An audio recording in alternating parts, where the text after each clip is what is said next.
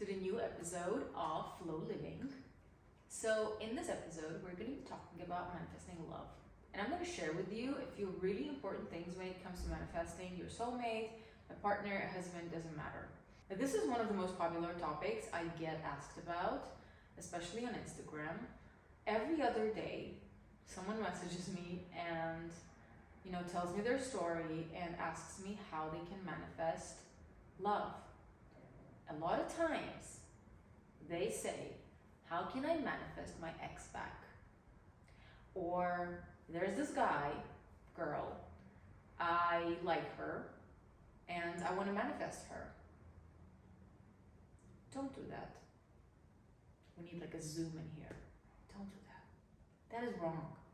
You cannot manifest a specific person, and I've said it a gazillion times and I'm going to say it one more time. Why? Because it goes against their free will. It's like manipulation. You are ignoring what that person wants for their life, and you're saying, I want this person to be with me. Number 2, are you that desperate? Why that one specific person out of all the other people in the world? That is desperate energy. And desperate energy in manifestation repels your desires anyway. So, another thing,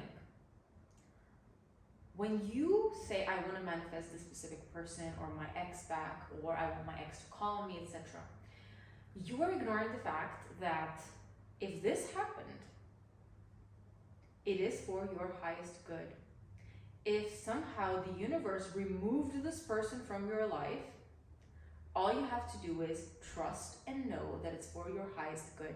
When you say, I want that person back, you're trying to control.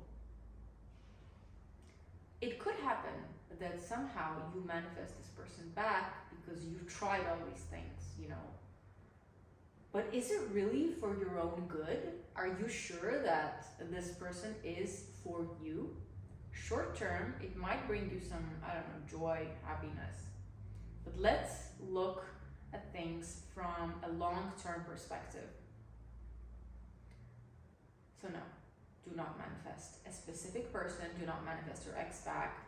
Do not manifest a person you don't know or a person you know. When you're manifesting love, you're supposed to focus on that feeling that you want from a relationship. You want to be loved, right?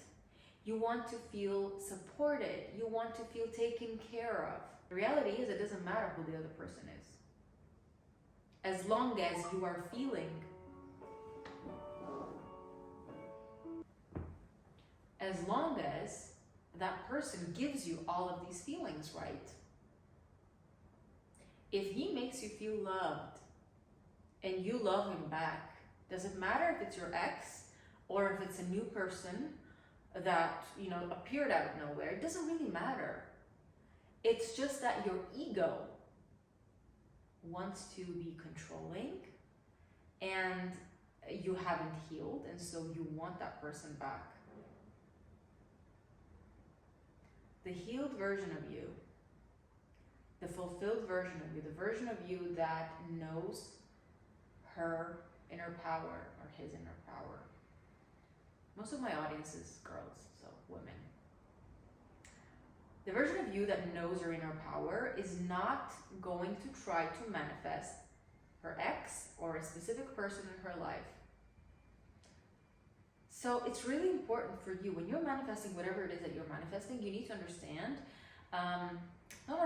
you need to be really clear on the version of you that you are trying to become. It's not about the house, it's not about the guy, it's not about the car, it's not about the job, it's about you who's going to be experiencing those things. So, when you're manifesting love, it's very important to do a few things. Number 1, get very clear, write it down, journal. What are the feelings that you want to feel when you are going to be in a relationship? And start feeling those things now. You want to feel loved? And there's no one to love you, love yourself. When you actually start loving yourself, you will manifest a person that's going to love you. And I also want to say that when we attract the wrong people in our life, it's not because they are wrong, it's because we attracted them into our lives. And so the question is, why? Why did you attract that person into your life? And the answer is always subconscious. So subconsciously, you have certain beliefs, and because of these beliefs, you ended up attracting this kind of person into your life so that he can show you unhealed parts of you. I know you don't want to hear this. A lot of people are going to be like, oh no, regardless of how healed we are, there are just some shitty people out there in the world. There are, but you're not going to meet them because you're not an energetic match to them.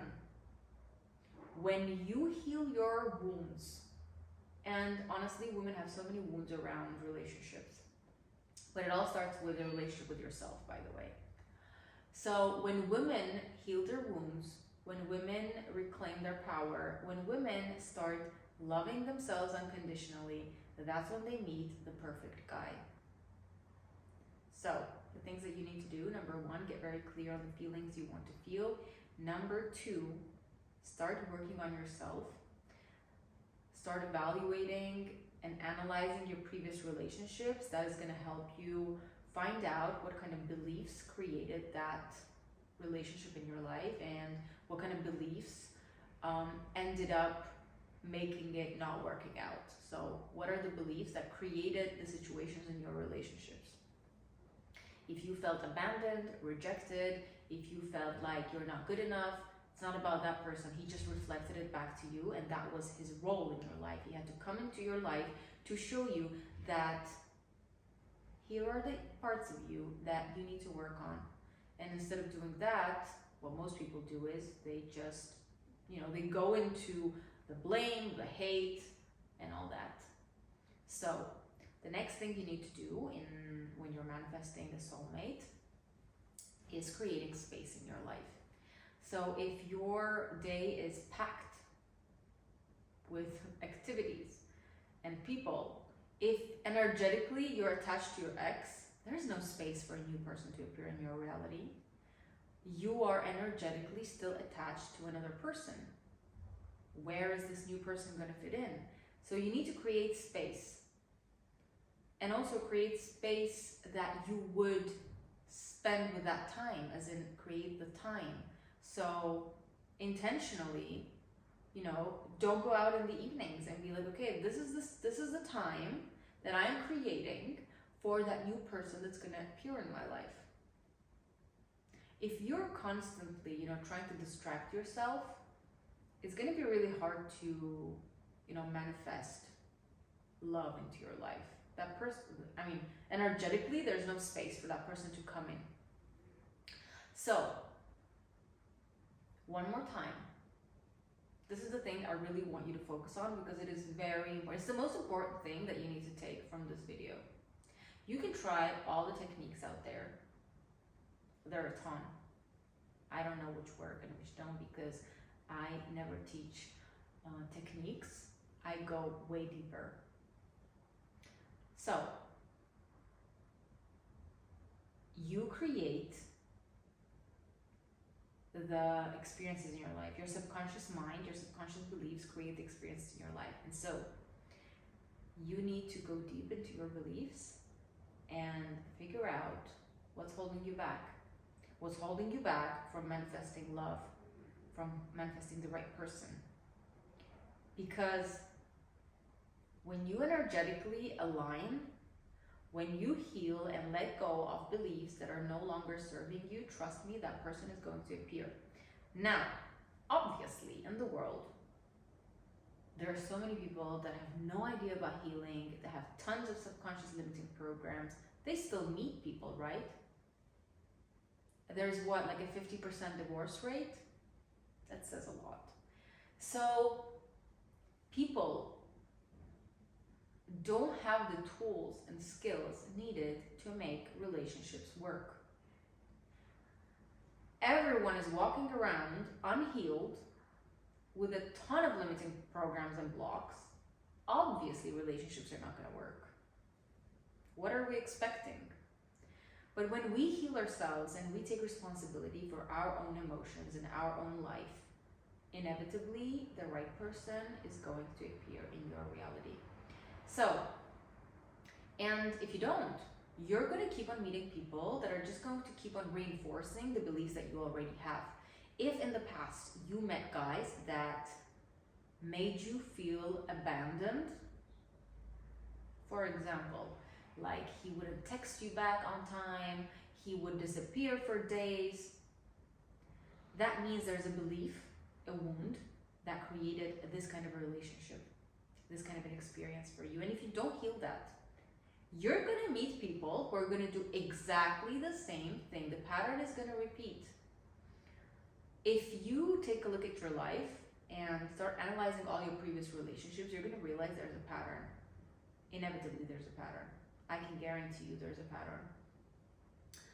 And so, why is there a pattern? Because it's you creating those experiences. So, in order for you to manifest love, you need to understand that the person you meet is inevitably going to be a reflection of you, of your beliefs. So, even if, again, you don't need to heal completely. There's no such thing as being healed completely. Because I get messages from people who are like, okay, I haven't healed completely yet, so I don't want to get into a relationship. If it's happening, it's happening.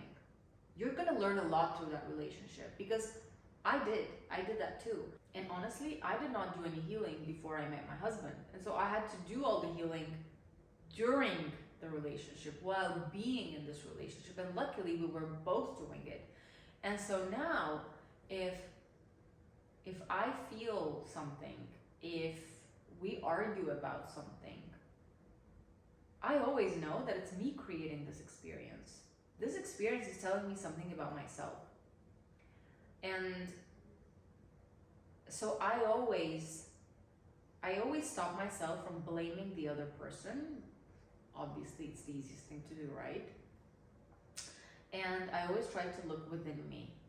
And so if you're already in a relationship, you can do the same. If you're not happy in a relationship, it doesn't always mean that you have to break up. The first thing that I would highly recommend is you start healing your own wounds and your beliefs and your programs. And then your reality is going to start adjusting. Several things could happen. Yes, maybe you are going to leave this relationship, or your partner is going to start changing, which is totally possible. But only when you heal, not when you try to change him, because a lot of people, women, we do that. We go into a relationship when we try to change the guy. That's not going to happen. You know that, right? So when you heal, when you change your frequency, that means that the person who's living this relationship with you, he's going to have to adjust. Because if you are very far away on a frequency level, it's just not going to work. So it's either he's going to change, you can't force him to change. He's going to want to change as well, somehow. Or you guys are going to break up. So again, it all goes back to you and your belief system, your traumas, your wounds. Again, trauma is not something, it doesn't have to be something really big that happened to you. It's just your wounds, your programs. Think of it that way. So yeah, I think I mentioned everything I wanted to mention.